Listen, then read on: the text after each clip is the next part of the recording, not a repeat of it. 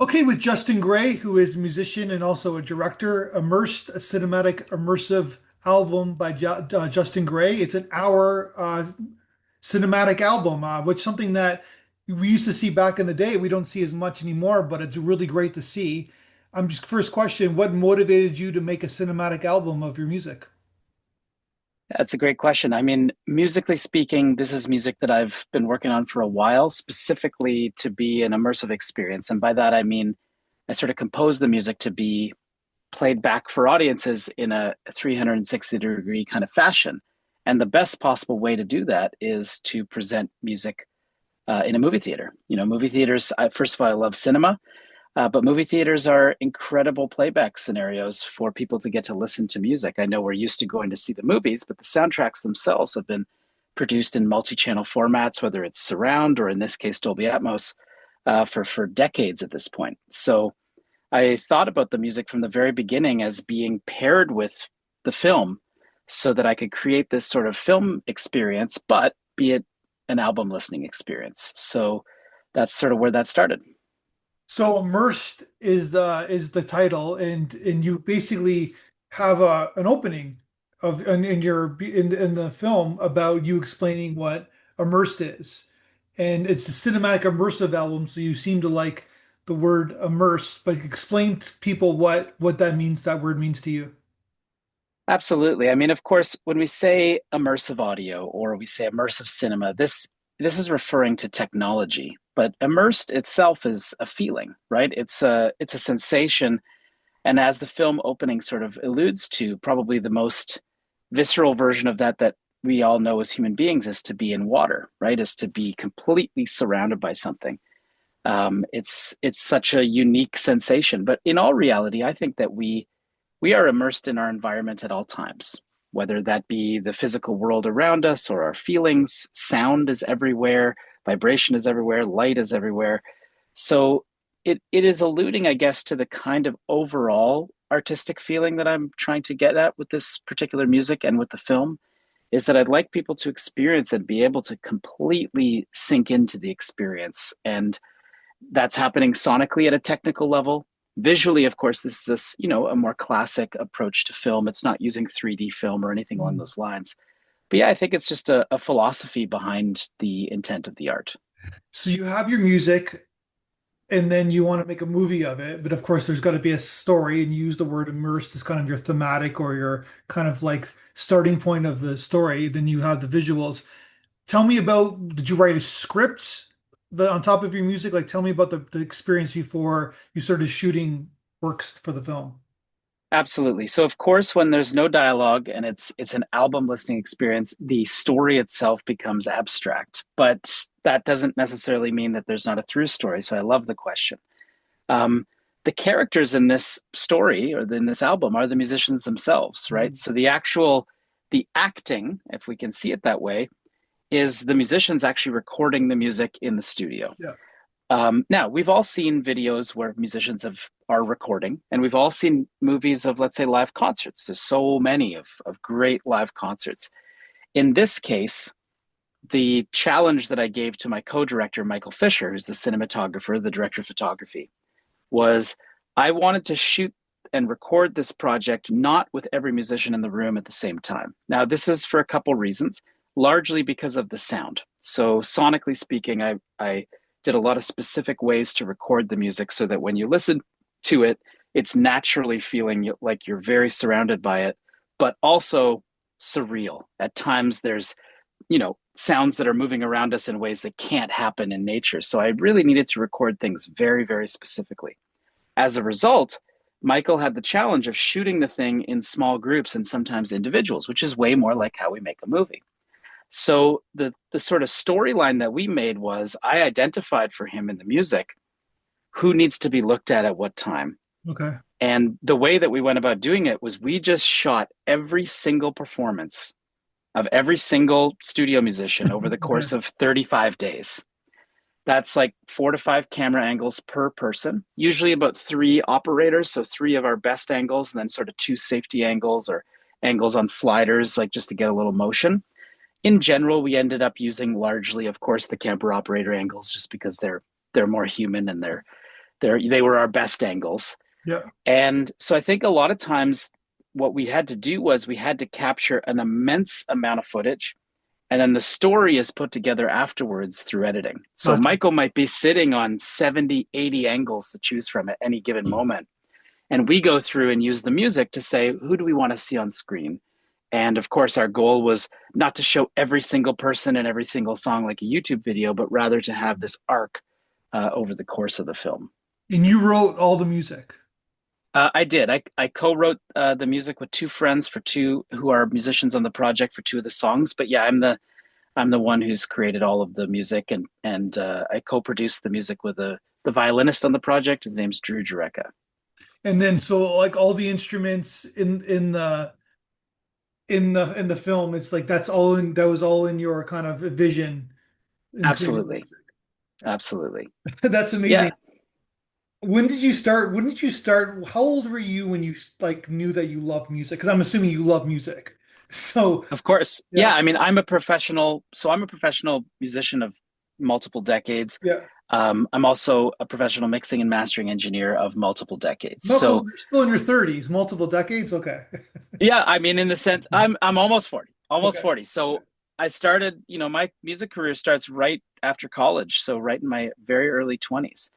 And I started playing bass very seriously when I was about 12. And I, like, honestly, from the age of 12, I shut down everything else in my life and went really, really obsessively into it. But as I sort of described, is like there's a lot of different avenues of the music industry that I've been able to be a part of, and it's been fun that way. So at first, it starts out with bass. I just want to be a bassist. Once I got past that, I was always fond of writing music, even in my very first band with my good friends. There's like a garage rock band, but Yeah. we would learn great tunes and then we'd write and we'd write. And I think even when I was in college, I was always writing, writing, writing. Then I sort of go through, like I said, many many years of touring and playing with artists, whether here in Toronto or around the world as a bass player. And then the studio side of me is also there and has actually sort of taken priority for the last 10 years of not touring and playing as much. I've got my family. I love being in the studio. That part of the career sort of took off. Um, but in terms of just the conception of the music, this music has been brewing for about, I'd say, 5 years. I wrote it over the course of a year. It's one of those things where once you set a deadline for yourself, you start speeding up towards the end. So, Yeah. but I've been thinking about wanting to make this experience, the idea of a cinematic album experience for quite a while. But it takes a long time to put all the pieces together. So you just got into music when you were 12 years old. That was the age? So I started, playing clarinet in when I was 8 in Okay. school, Did you like play in the band piano? Did you class. learn the piano as a kid or no? No, piano came after bass. So I was just playing clarinet in the band. I liked it, but like whatever. I wasn't Yeah. passionate about the clarinet. And then it legitimately started grade 7. It was a battle of the bands that you could enter. My friends had started a Rage Against the Machine cover band, and I got to play bass. I was like, I'll join. They're like, all right, bass is what's left. Yeah. So, but from the moment that I picked up a bass, had a first band rehearsal, started taking lessons, and I had a great, great, great teacher at a private studio here in Toronto called Scarborough Music, which is unfortunately no longer there. And my first bass teacher at 12, like within a year, it was like, this is everything. It just sort of took over, and I realized how much I loved it. That's amazing. And how would you, because bass people know, like, I'm talking about the average audience member, they know bass is in a band, in a regular band. There's the guitar, there's the drums, sometimes there's a keyboard. But how would you describe what does the bass do in an average song?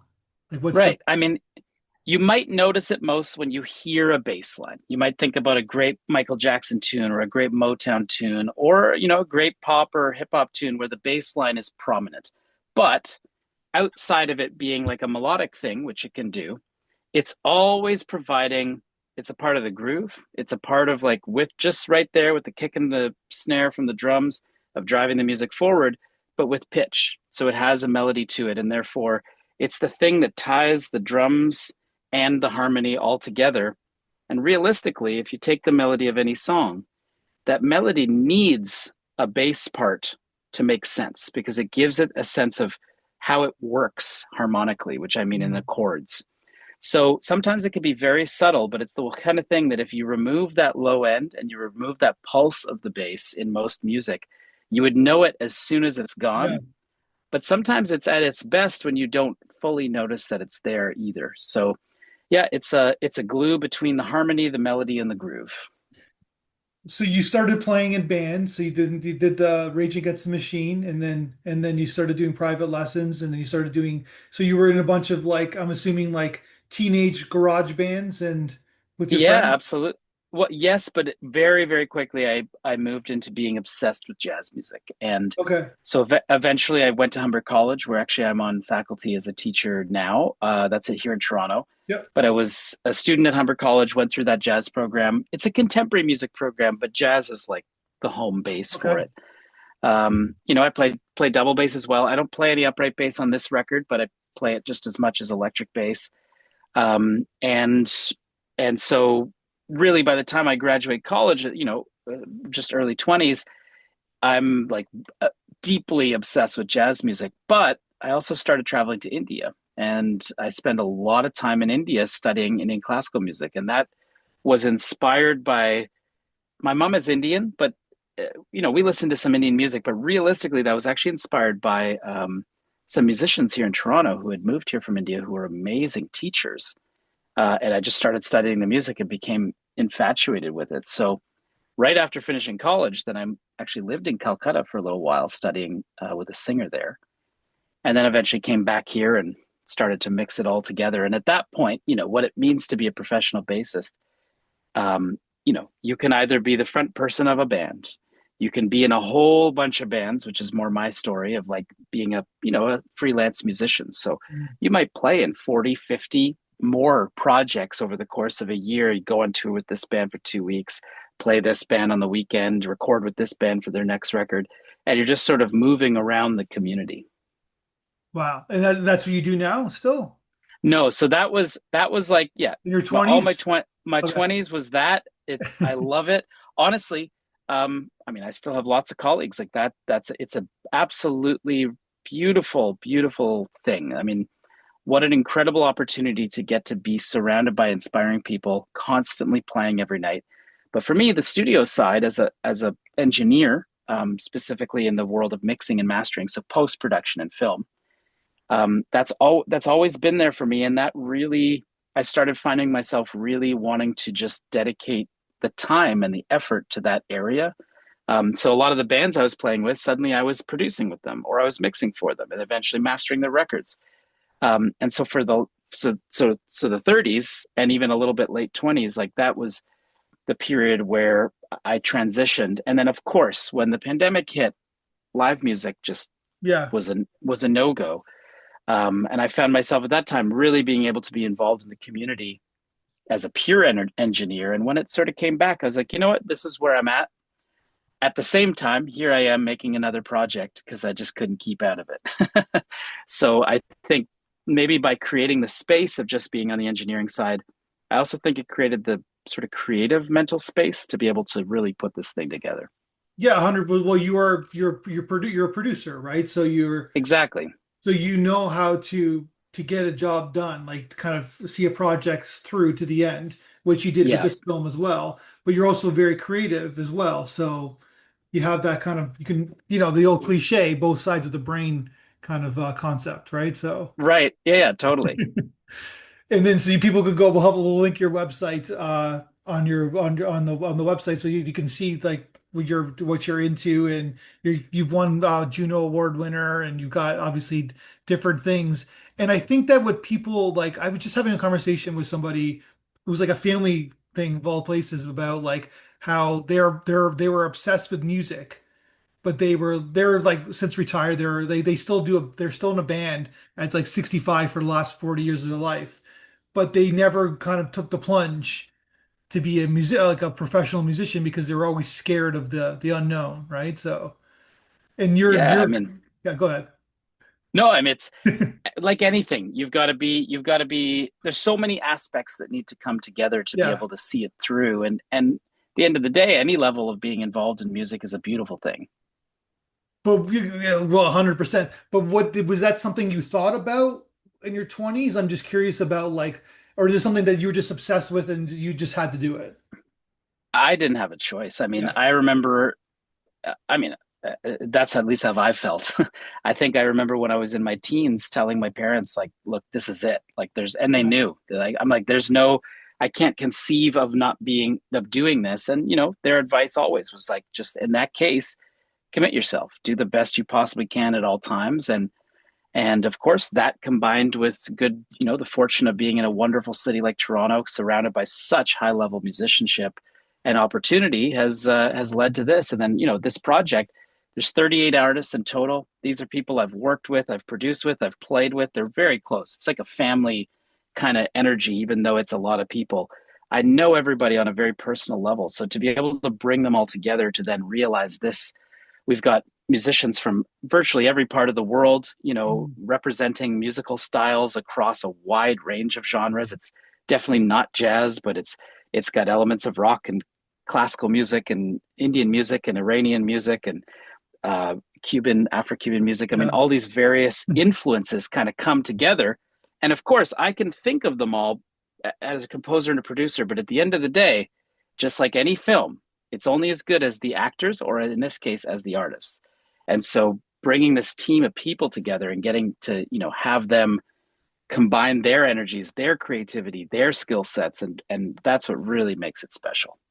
So you have acts in your kind of I would calling them acts, like you kind of have title cards for Yep. each kind of sequence, right? Yep. And first of all, I have to ask, what's the type of bass that you're playing? I've Yeah. never seen So that I've before. Yeah, I play two basses in the project. The first one and the main In one the beginning, on yeah, yeah. yeah is a six string bass, and Okay. it's an electric bass, six string bass, and the six string bass has been around in fusion and jazz music for a while. So the middle four strings are like a normal four string bass, and then the upper and lower strings extend the range.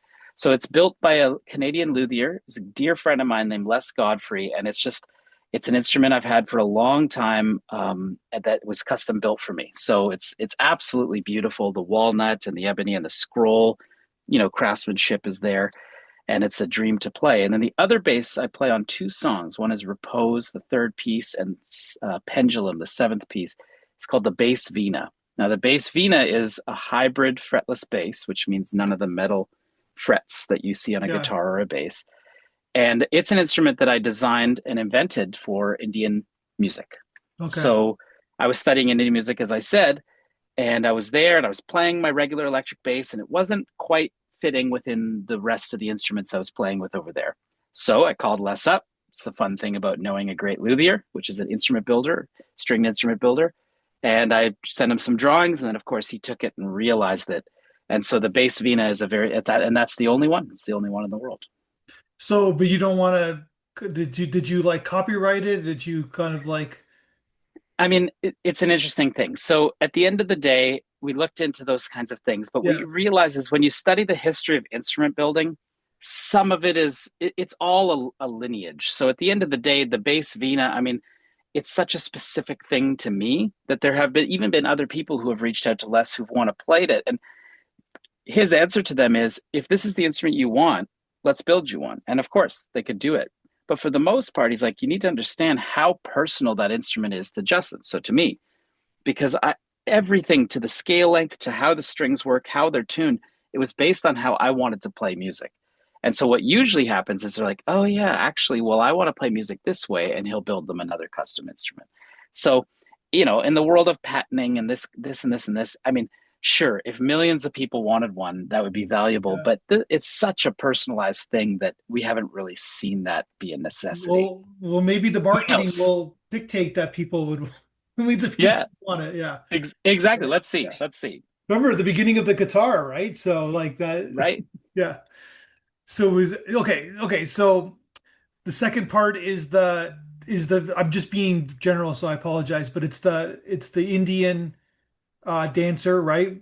Um, Yes. so she like so that tell you said you 38 people were part of the project. We'll get to the other dancer, the next piece, but so in terms of dancing, how did you kind of how did you film that? How did you kind of like choreograph that? How was that all processed together? Yeah, great question. So, yeah, as we'll get into, there's three dancers on the Yeah, project, but on the third song, Repose, which is actually where I'm playing bass Vina. yeah, yeah. Um, so Bhagashri Vaze is the dancer. I've known Bhagashri for a while. She's a Hindu, or sorry, a she's a Kathak dancer, so an Indian dancer, and she knows the music. She's also a great Indian classical singer.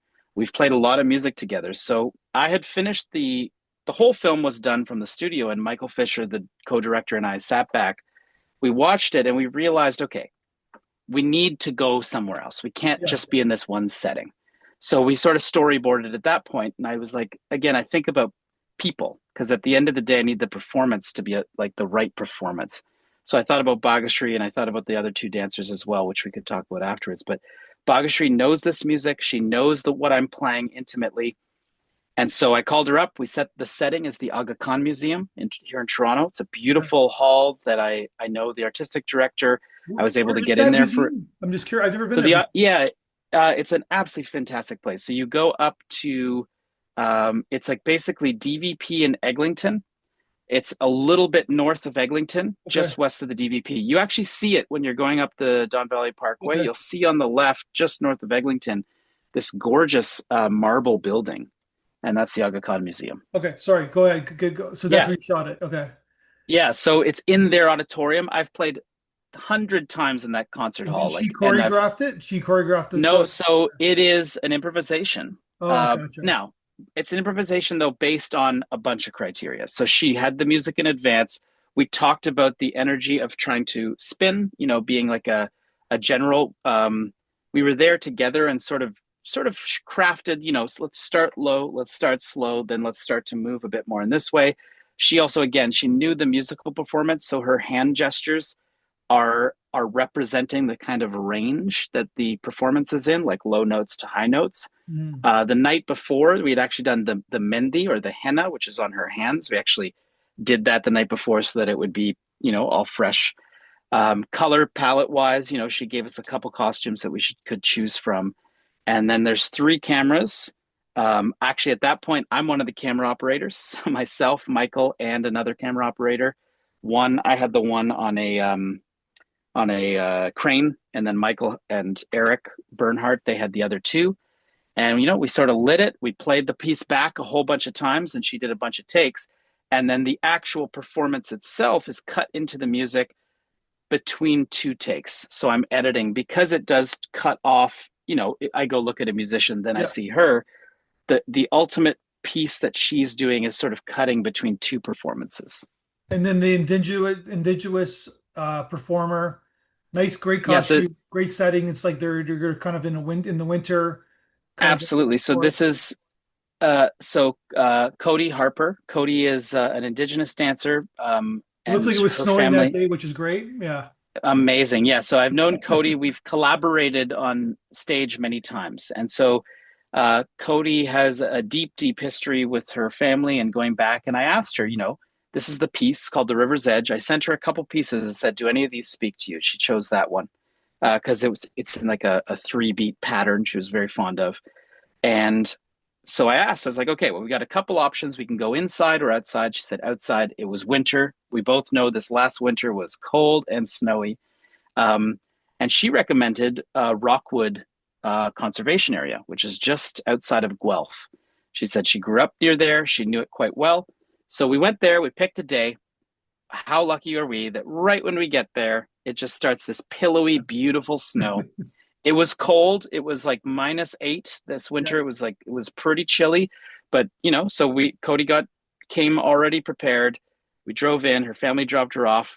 We had Michael and myself and the other camera operator were already there. We'd sort of scoped a spot, but realistically, we got there. I played the music back over a Bluetooth speaker, and again, we took like three takes, but actually her performance there that's used is only one because it was snowing so much that by the third take she's covered in snow and Yeah. the editing didn't work. Yeah. And again, we had talked in advance about she wanted to do what's called fancy shawl dance, so that's her own choreography, but it's an improvisational reality. I mean, it's not specific to every moment, but rather let's have an improvisation listening to the piece of music that she's already aware of and has rehearsed to, and Mhm. then let's just capture that performance, which to me is it's very much like how the music is, right? Like I get the musicians prepared, and at the end of the day, they perform that day, we film that day, and Yeah. that's the music. And so I find dance and music can, especially dancers who are very adept at improvising, we think the same. So it's the same kind of approach. And therefore, I think that's how it sort of links into the music nicely. And then, of course, we also took a bunch of shots of the conservation area. Like we have some insert shots of the river in slow motion Yeah. and the various other places. And then you're in the next sequence, you're in the garden. You shot some of the where did you shoot the garden scenes? I'm calling them Yes, garden scenes, but exactly. they're Yeah. So that is at the Cambridge Conservatory. okay. So um, the song is called Illuminate. And, you know, I was thinking abstractly, to be honest, like the concept of dance, I would have been into it, but I was like, well, the three dancers, like, I don't know, those are the folks I know. Like I could, did something else didn't come to mind. And one of Michael's daughters, the co-director, said butterflies. And both of us went like, ooh, butterflies. They, you know, they sort of represent, I don't know, a certain just natural beauty. Um, but the thing with Illuminate being the song, I was like, Michael, I want it to be very bright. I want there to be light.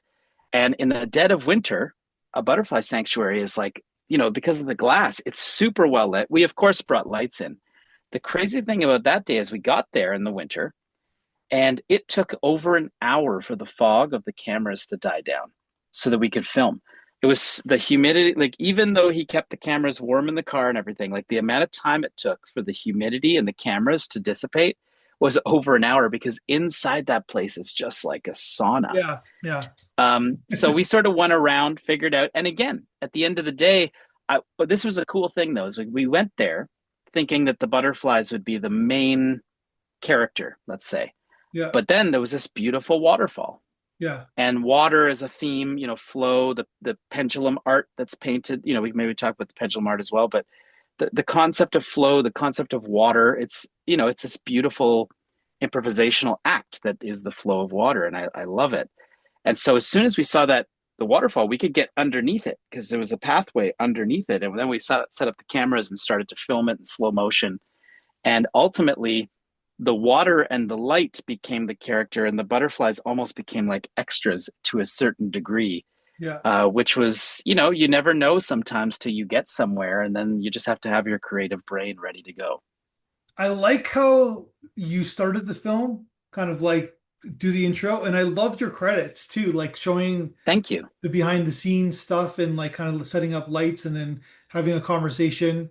I thought it was great. It's like you're dare I say you've immersed us. I was about to say that and I realized that it was a pun, but you immersed us into this entire film from your thematic and your kind of concept, kind of discussing it and then kind of showing like how we got it done. Like not everything, but showing us like instead of just having not boring credits, but having credits, you show us something else. It's really cool. I thought that it's a really Thank great you. idea that you guys did. So Yeah, well, I appreciate that. So at one point, yeah, about a year and a half ago, I sat down with Michael and I thought, I love documentaries, and I do think that there's a story to tell and how this thing's made. It's complicated. There's a lot of people involved, and you know sometimes art is contextualized by explaining it to people, right? yeah, We can actually learn to appreciate things when we understand a little bit more about how they're made.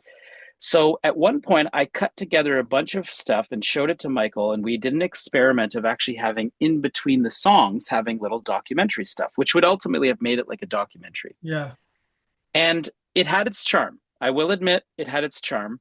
However, it broke the overall spell that was just listening to the record as it was intended. yeah, And ultimately, we decided to stick to what it was that we wanted to make, yeah. but I always wanted to show it. And so credits, you know, where I took like where I've seen that kind of thing in credits is usually it's like funny B-roll, Outtakes. right? Yeah, yeah, It's yeah, outtakes. yeah, And I was like, but it I mean, here's the thing. As a movie watcher, I am always the last one in the movie theater. I love the credits. I like reading the names. The composers oftentimes get to be very experimental and very outrageous during credits. So, if, for instance, if you watch like an epic Zimmer movie, and I'm sorry, like Hans Zimmer being the composer, Yeah, the gotcha. credits, the credits is oftentimes where they get to be the They most get to do, yeah, adventurous, yeah, and it's the only time that they get to usually present a piece of music from start to finish in a film, yeah.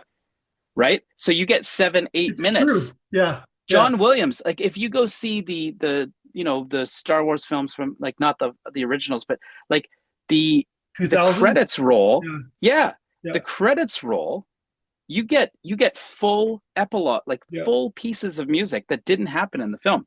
So I'm always sitting there being like, this is amazing. My kids are like, we got to go. I'm like, no, no, no. You could do whatever you want. I'm sitting right here. The lights are coming on. They're already sweeping the popcorn.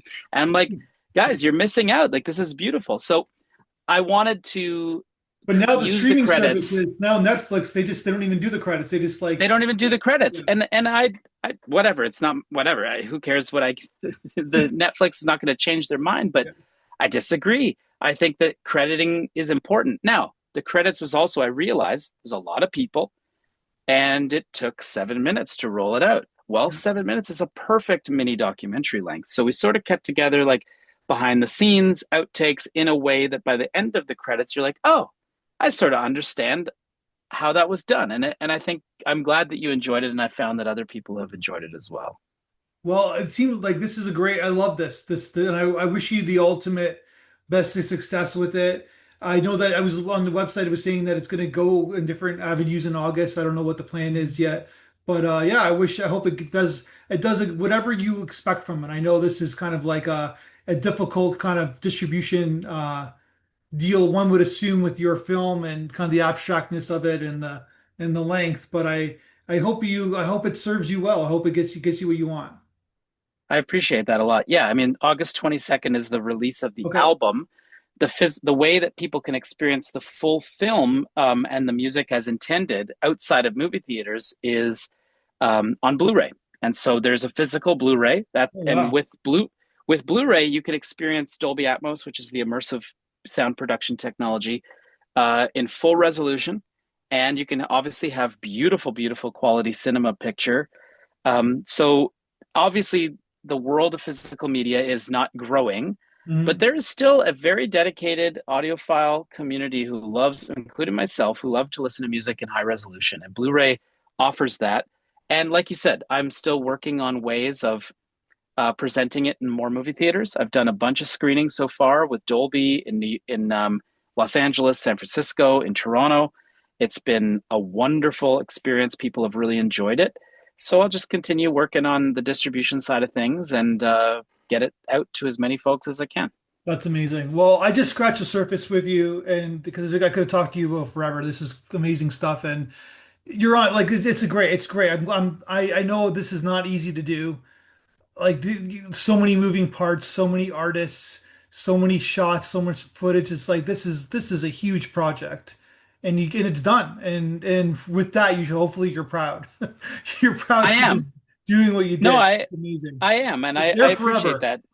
It's there Yeah, forever. and Yeah. I think it's very important to take those moments for ourselves as creators and say, you know what, I'm proud of this, and I'm proud of everybody involved. I've enjoyed the journey, but I'm also enjoying the destination, whatever that may be, the ever moving Sure. destination. Yeah. And I'm so excited that the viewers of your festival chose it to be their festival choice. Yeah. Like I Yeah. think it's amazing.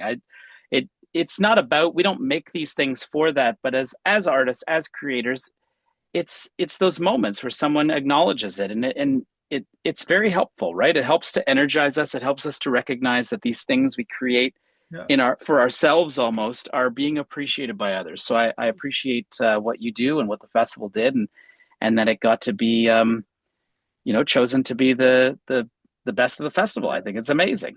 Well, I wish you the ultimate best of success. Let's talk again when you make another film or when we run into each other again. So I appreciate it. I look forward to it. All right, Yes. thank you.